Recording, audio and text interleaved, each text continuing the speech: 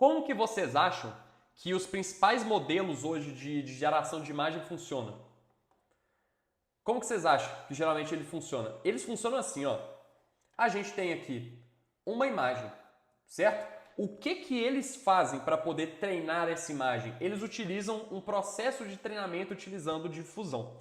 E a difusão é o quê? Você tem uma sequência de passos, então você começa com a imagem completa, certo? Então tem aqui a imagem toda. Deixa eu... Nossa, ficou bem... Deixa eu fazer o seguinte. Deixa eu diminuir isso aqui para ficar num tamanho razoável. Beleza. Então aqui a gente tem um gato. Esse gato é a imagem que a gente começou. Aí, claro, vai aplicar esse processo que eu vou explicar para vocês com o gato para milhares e milhares e milhares de outras imagens, tá? Milhões e milhões de outras imagens, né? Aí, beleza. O que vai acontecer? Eles vão pegar esse gato e vão gerar o que a gente chama de Gaussian Noise, ou um ruído gaussiano, que é basicamente isso aqui. Tá? Então, o que é isso aqui, turma? Vamos supor que você tem uma imagem e essa imagem ela tem 1080 pixels aqui embaixo. Então, você tem 1080 quadradinhos aqui embaixo e você tem 1080 quadradinhos aqui. Cada quadradinho desse a gente chama de pixel. Então, um pixel é isso aqui, é um quadradinho. Ele pode variar de 0 a 255, o valor dele. Entendeu? O valor dele pode ir de 0 a 255, que é basicamente como é que eu posso falar? As cores, vamos colocar assim do jeito simples que ele pode assumir. Entendeu? Então, o valor dele é de 0 a 255, eu vou voltar nisso daqui a pouco. Mas a parada é, ele vai pegar valores aleatórios para cada pixel, e vai gerar a imagem.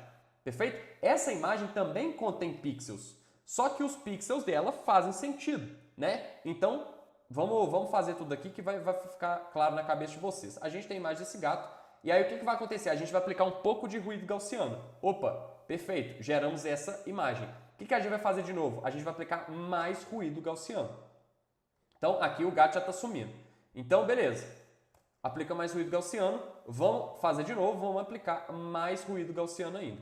Então, chegamos nisso aqui. Chegamos no ruído completo, certo?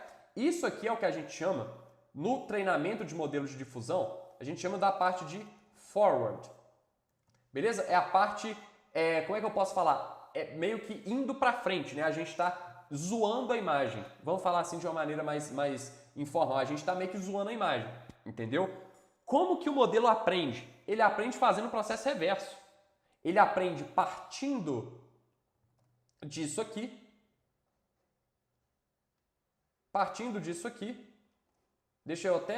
vou até fazer isso para ficar mais de boa. Então, ele parte disso e simplesmente gera para lá. Aí eu vou explicar para vocês como que funciona, tá? Deixa eu só fazer isso aqui. Show! Opa! Tá, beleza. Então, isso aqui é o processo forward. Isso aqui a gente chama de backward. Porque ele faz o processo reverso. E é justamente isso aqui que acontece na prática. Quando você fala, por exemplo, uma foto, um gato cinza de cabeça para baixo, ele vai pegar com os dados que ele aprendeu e vai gerar isso aqui a partir de um ruído gaussiano. Show? E como que funciona o treinamento? Turma, basicamente, vamos supor que você tem uma imagem que tem 2 pixels, tá? Então, você tem uma imagem de 2 pixels ali. O que vai acontecer? Por que ele não está gerando, hein? Engraçado. Tá. Tem uma imagem aqui de 2 pixels. Cada pixel, você concorda comigo que ele vai poder ter? Ah, opacidade, pô. Agora que eu vi. A opacidade aqui tá zoada. Ó. Deixa eu aumentar. Beleza. Cada pixel, vamos colocar em formato de um gráfico aqui, para poder ficar mais fácil. Cada pixel ele vai poder chegar de 0 a 255. Isso aqui é um aprofundamento, tá, pessoal? Só para vocês poderem, enfim, saírem daqui mais inteligentes. E aqui, mesma coisa. Também vai vir a 255. A parada, mano, é que, vamos supor que você tem várias imagens. Obviamente aqui a gente está falando de uma imagem de 2 pixels. Só que uma imagem real tem, por exemplo, vamos pegar uma imagem Full HD. 1080, uma imagem quadrada em Full HD. Né? 1080 por 1080. A gente está falando de 1.116.400 pixels. Perfeito? Uma imagem tem, vamos colocar 1 milhão de pixels. Ou seja, a gente teria que a gente tem um plano, que a gente chama um plano. Aí tá muito pequeno, né? A gente tem aqui um plano bidimensional. Por quê? Porque tem 2 dimensões. Uma imagem real, igual essa que eu mostrei, 1080 por 1080, ela vai ser um plano 1 milhão dimensional. Ou seja, ela vai ter 1 milhão de dimensões. Tá? Ah, eu não consigo visualizar. Ainda bem, senão você seria um ET. Mas ela vai ter 1 milhão de dimensões, entendeu? E, obviamente, eu não consigo representar isso.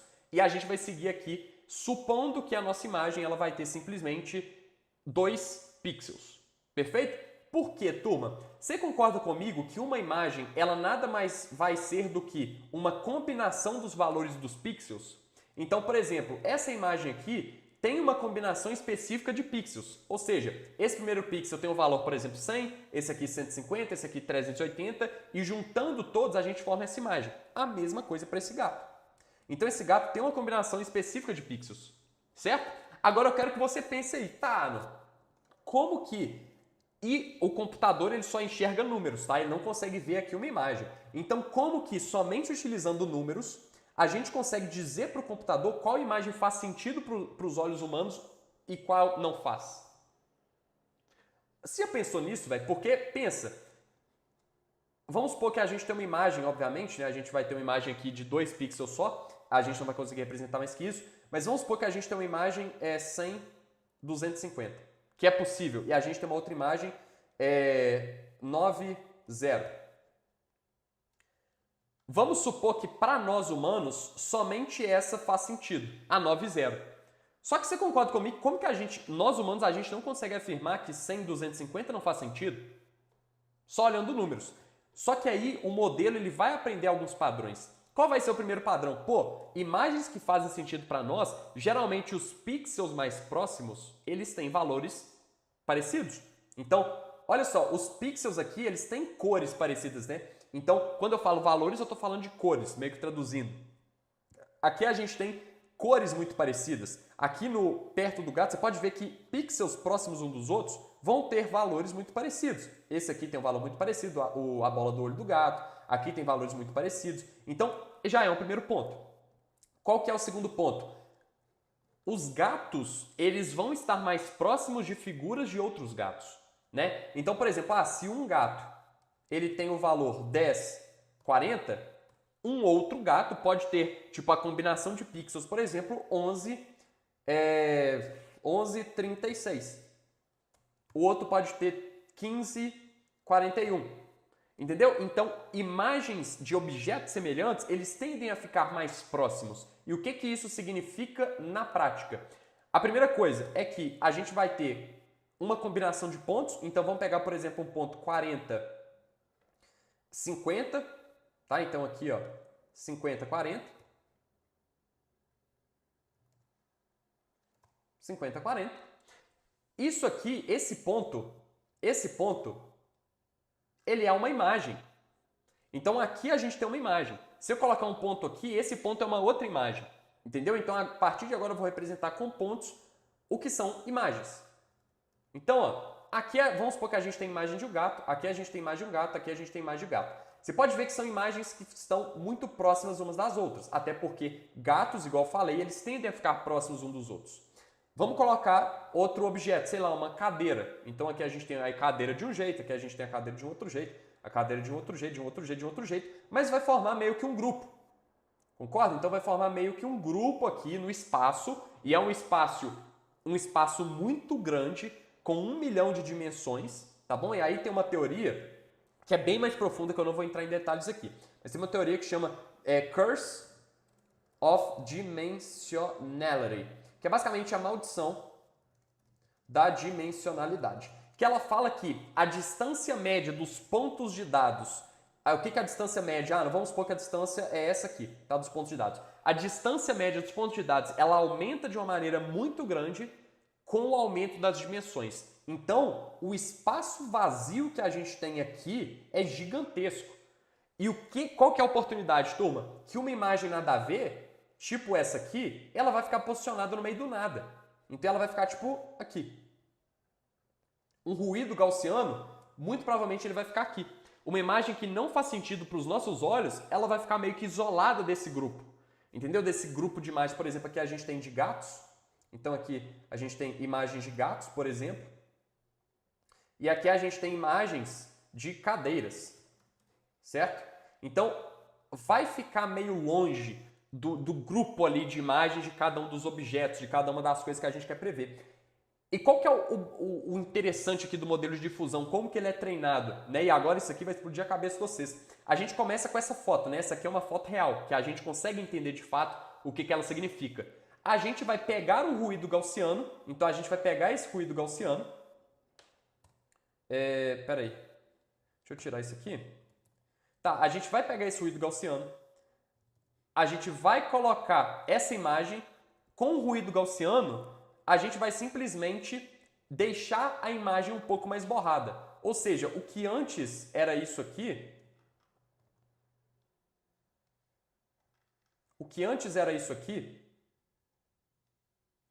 a gente vai transformar nisso aqui, aplicando um pouco de ruído gaussiano, certo? Então a gente vai transformar nisso aqui. Onde que essa imagem vai estar posicionada, turma? Ela vai estar posicionada não mais aqui dentro do grupo de gatos, mas um pouquinho mais para fora. Ela não vai estar tão distante, igual esse aqui está, mas ela vai estar um pouquinho mais para fora. Então o que vai acontecer? A gente vai saber que para ela poder voltar e se tornar um objeto reconhecível pelos nossos olhos, ela tem que percorrer esse caminho. Entendeu? E aí vamos supor que a gente vai borrar mais. Beleza, a gente vai borrar mais ainda, vai transformar nessa imagem aqui. Show de bola. Vamos estraçalhar ainda mais a imagem do gato. O que vai acontecer? Ele vai parar aqui.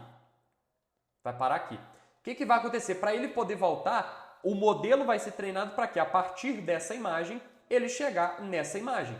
Opa, mas e quando ele chegar nessa imagem? Ele já foi treinado para poder chegar na imagem real. Entendi. Então aqui em cima a gente vai ter o quê? A gente vai ter o ruído gaussiano completo, certo? Com essa combinação de pixels, né? Aí você pode ter vários ruídos gaussianos, mas com essa combinação específica de pixels, a gente vai ter esse ruído gaussiano que para poder chegar na imagem de um gato, ele vai começar primeiro vindo para cá. Depois que ele chegar aqui, ele vai chegar aqui e depois que ele chegar aqui, ele vai chegar aqui. Entenderam? Deu para entender?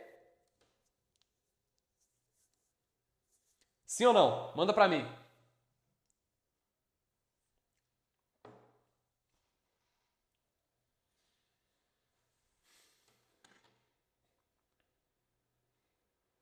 É assim que a maioria dos modelos de imagem funciona hoje, para poder gerar imagens. Tá? São modelos de difusão. São modelos de difusão. E tudo isso aqui que eu estou falando lá na formação Arquiteto de IA, que é, enfim, a minha formação mais completa que eu tenho de inteligência artificial, eu explico. Só que aqui eu estou entrando um pouquinho mais em detalhes, porque para você saber o que é um modelo de difusão e para eu poder explicar o Gemini Diffusion, para vocês entenderem que é uma parada muito foda, vocês precisam entender isso aqui. Beleza? Show de bola. Show de bola, show de bola, show de bola. O que vai acontecer, turma? A gente vai pegar agora e eu vou te explicar o que é o Gemini Diffusion. Só que perceba uma coisa. Aqui a gente tem um número definido, né? Então, por exemplo, se a gente fosse treinar um modelo de difusão para gerar texto, a gente não tem, entendeu? Como que a gente vai fazer isso? A gente vai partir de um ruído, qual tipo de ruído? Né? Qual tipo de ruído que a gente vai escolher aqui? E aí que entra os modelos de difusão de linguagem, que é basicamente esse paper aqui que saiu. Então esse paper aqui é de 2025, 18 de fevereiro de 2025, que basicamente eles fizeram vários projetos, né, enfim, para poder tentar treinar modelos de difusão para modelos de linguagem. E aí, qual que é a parada? É isso aqui que representa muito bem o que vai acontecer. Vou explicar para vocês o que significa essa imagem aqui. Vamos colocar. Beleza. Olha só. aqui a gente tem 3 etapas, tá? A primeira etapa é a etapa que a gente chama de pré-treinamento. Então, essa primeira etapa é o pré-training, beleza? Então, aqui é o pré-treinamento. O que o pré-treinamento faz, pessoal? Ele basicamente vai pegar, aqui no caso falando de modelos de difusão, né, de linguagem, modelos de linguagem de difusão. Diferente de modelos autorregressivos que eu vou explicar depois. Mas para modelos de difusão, ele pega, por exemplo, vários tokens. Então pensa que você tem aqui, pelo menos esse modelo que eles treinaram, tem 2.3, se eu não me engano, eu tenho muita certeza de que é, se eu errar vai ser por muito pouco, 2.3 trilhões de tokens no pré-treinamento, e se eu não me engano, 2.4 aqui na segunda etapa, 2.4 milhões de tokens na segunda, de exemplos, na segunda etapa, que é o Supervised Fine Tuning, tá? Supervised Fine Tuning, que é essa segunda etapa aqui. Mas eu já vou chegar lá. Basicamente aqui, o que ele pega? Ele pega uma sequência de tokens. Então vamos supor, qual sequência de tokens, Ana? Vou entrar aqui no site Tokenizer para vocês poderem ver com os próprios olhos o que isso significa. Então vou colocar aqui Albert Einstein. É um gênio. O que o modelo de linguagem enxerga, pessoal? Ele enxerga isso aqui ou ele enxerga esses tokens aqui divididos? Nenhum dos dois. Ele enxerga esses números. Então, isso aqui, para um modelo de linguagem, é essa sequência de números. Show? Então, o que vai acontecer? A gente tem aqui essa sequência de números. Isso aqui são os tokens representando Albert Einstein, é um gênio. Tá? Então, é isso aqui. O modelo, para poder ser treinado de difusão, o que ele faz? Ele pega cada token, então ele escolhe tokens aleatoriamente, então você consegue ver essa tecla aqui, ele faz um mask aleatório. O que é o mask? É isso aqui, ó. Então ele pega esse número, por exemplo, e coloca deixa eu colocar aqui qual era o token real, né, para eu não esquecer. 83400, que é o esquerdo, e 13 o último. Tá. O que ele vai fazer? Ele vai colocar aqui, ele vai selecionar aleatoriamente os tokens e vai colocar, por exemplo, mask. Mask. Qual que é o trabalho do modelo no caso do Mask Predictor, ou seja, do preditor de máscara? O trabalho dele é falar, tá, eu vou receber esse input de tokens e ele vai me retornar o quê? Ele tem que me retornar, aqui passando, claro, pelo modelo de máscara, Mask, certo? Então, passando pelo modelo de máscara, Mask Predictor, vai passar por esse modelo e esse modelo vai me retornar o quê? Aqui com os valores reais. Então, vai me retornar isso aqui. Show? É basicamente desse jeito. Então, eles pegaram 2.3 trilhões de tokens. Ah, não é muita coisa? Essa frase tem 7 tokens. É muita coisa. Então, eles pegaram 2.3 trilhões de tokens e treinaram o modelo simplesmente para poder receber um token masqueado e gerar o token correto, certo? No caso, é isso aí que aconteceu. Na parte de pré-treinamento. Na parte de Supervised Fine Tuning, o que eles fizeram? Agora o modelo já aprendeu o quê? Já aprendeu a partir de um texto com máscara. Então, a partir, por exemplo, disso aqui, ele consegue chegar no texto real. Excelente. Só que o modelo de linguagem não funciona assim. Pelo menos hoje, né? Os modelos que são assistentes. A gente manda uma dúvida, por exemplo, manda um prompt, então eu escrevo um poema, qual que é o horário de agora, a gente manda um prompt e ele nos dá uma resposta. Então, como que funciona o Supervised Fine Tuning? Basicamente, deixa eu ver se tem alguma coisa aqui. Supervised Fine Tuning. Tá, deixa eu ver se tem alguma coisa. Aqui. Eu queria ver o dataset que eles usaram. Mas enfim, eu acho que não vai dar para ver. Mas basicamente, como que é o dataset? O dataset é perguntas. Então, escreva um poema sobre, sei lá, o verão. Escreva um poema sobre o verão. E aqui ele tem o poema. Então, o verão é... Aqui tem o poema. Então, aqui, para poder utilizar, para treinar essa segunda parte, o Supervised Fine Tuning, a gente tem as perguntas, então o prompt. E a gente tem a response, que é a resposta do modelo, né? Então, resposta. E aqui a gente tem vários. Então a gente tem vários exemplos de prompt, vários exemplos de resposta. Para quê? Para o modelo poder aprender, tá, recebendo isso, eu devo gerar isso.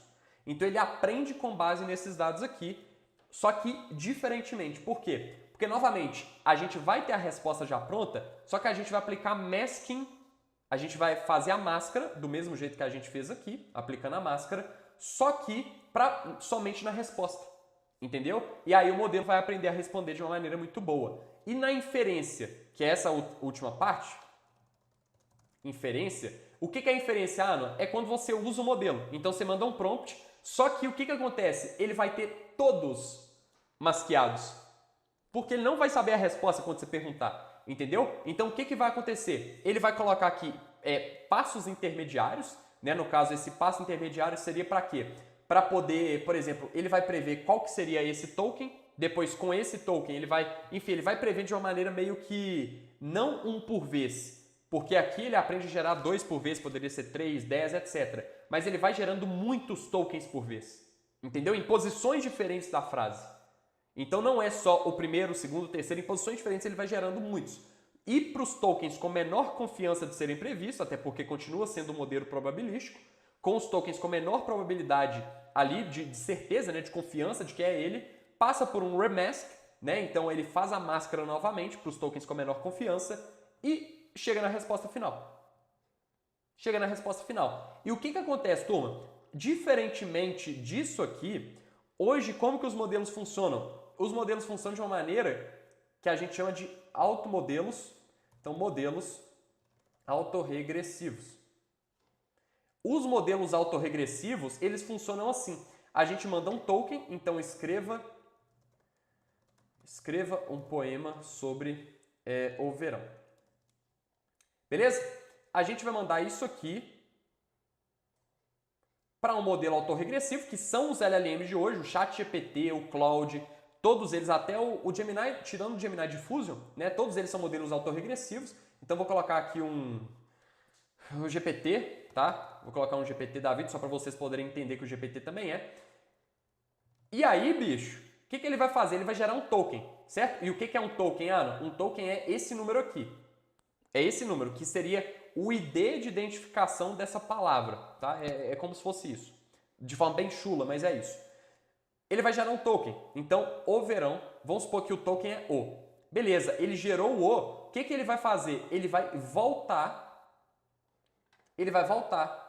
e vai gerar isso aqui. E vai retornar esse token para o modelo. Para quê? Para poder utilizar de contexto e prever o próximo token, que vamos supor que é verão. E aí o que vai acontecer? Ele vai pegar esse token e vai jogar para cá. E aí continua assim, até completar a frase. Então ele começa no primeiro token, vai para o segundo, vai para o terceiro, quarto, quinto, sexto, e vai gerando. Vocês percebem que aqui ele vai ter uma queda de performance, então o tempo computacional ele vai ser muito maior. Vocês conseguem perceber isso? Que vai precisar de muito mais computação para poder gerar, até porque ele vai um a um. E aqui no modelo de difusão, ele vai gerando meio que todos os tokens de uma maneira única. Ele vai meio que, cara, beleza, eu estou gerando tudo de uma vez. Entendeu? Estou gerando tudo de uma vez. E aí o que acontece? O resultado é muito óbvio. Óbvio, tipo assim, depois que já fizeram, né? Se fosse óbvio, eu tinha feito. Mas depois que já fizeram, fica bem óbvio, que é basicamente o seguinte. Deixa eu ver. Os modelos tradicionais de linguagem autorregressivos geram um texto com uma palavra, ou token, no caso token, né, de cada vez. Esse processo sequencial pode ser lento e limitar a quantidade e a coerência do resultado. Perfeito. Os modelos de difusão funcionam de forma diferente. Em vez de prever o texto diretamente, eles aprendem a gerar saídas refinando o ruído. O que é isso aqui, turma? Por que eu dei essa volta toda explicando a parte da imagem? Então ele vai refinando o ruído, ó. Vai refinando o ruído até chegar na imagem completa. Entendeu? Até chegar na imagem completa. Aqui é a mesma coisa. Eu gero um token, aí depois, eu gero outros tokens. E vou gerando meio que tokens em posições diferentes, não necessariamente em sequência. E eu tenho um remask também aqui nisso. Entendeu? Então, nesse remask, eu consigo, para tokens de baixa confiança, melhorar a confiança desse token. E aí eu vou gerando de uma maneira muito mais rápida, que é o que ele está fazendo aqui. Só que ao invés de diminuir o ruído de imagem, está sendo ruído, no caso ali, dos textos. Então, eles podem iterar de uma solução muito rapidamente e corrigir erros durante o processo de geração. Então, olha só que interessante. Eu quero ver outra coisa. Quero ver outra coisa que eles colocaram aqui. Cadê? Tá, isso aqui já basta para poder mostrar para vocês, que eu vou mostrar uma outra coisa. Que é basicamente, vamos pegar o Gemini 2.0 Flash, tá? O modelo de difusão, ele ficou bem melhor. Tipo assim, no caso, bem melhor não, né? Mas ele ficou melhor do que o Gemini 2.0 Flash. E muito mais rápido. Ele conseguiu superar, turma, tipo assim, metade do tamanho do modelo, ter uma performance similar e ser muito, mas muito mais rápido. Só para você ter noção da rapidez, eu vou colocar aqui, vamos pegar um modelo rápido, tá? Então, Gemini tokens per second. Vou pegar 2.0. Olha isso aqui, sabe o 2.5 Pro que a gente viu durante essa live toda? Ele tem 150 tokens por segundo de velocidade. Show de bola? 150 tokens de segundo. O Gemini 2.0 Pro, que a gente viu que a Google lançou agora, beleza, 150 tokens de velocidade. Olha o modelo de difusão. Tem 10 vezes mais tokens por segundo. Tem 1.500 tokens por segundo que ele gera. Com uma performance similar, então você consegue ver que tem uma performance bem similar ao Gemini 2.0 Flash. Ó, bem similar, algumas vezes até melhor. 10 vezes mais rápido e com a metade do tamanho. Com a metade do tamanho do modelo original. Entendeu? Isso aqui é muito foda, pô. Isso aqui, pra mim, foi uma das grandes coisas que aconteceram. É claro, isso aqui é um artigo científico bem denso, né? Mas não precisa ler isso. A questão isso aqui pra mim foi muito foda, entendeu? E agora vocês conseguem entender o porquê que eu expliquei toda essa parte aqui de como o modelo de difusão funciona.